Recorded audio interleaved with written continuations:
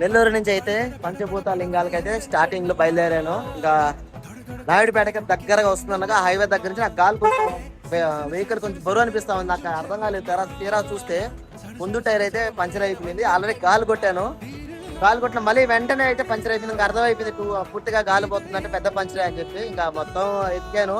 ఎక్కడ కూడా పంచర్ కి షాప్స్ అయితే లేవు. ఇంకా ఫైనల్ గా అయితే ఒక షాప్ అయితే ఉన్నింది.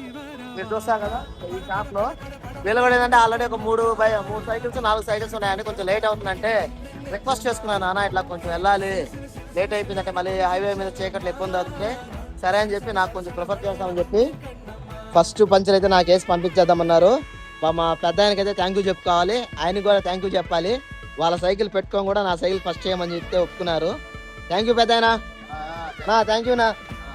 ఓకేనండి, వీడియో నచ్చితే ఒక లైక్ చేయండి, మన ఛానల్ సబ్స్క్రైబ్ చేసుకుంటే ఒక సబ్స్క్రైబ్ కొట్టేసేయండి. నేను హరిని.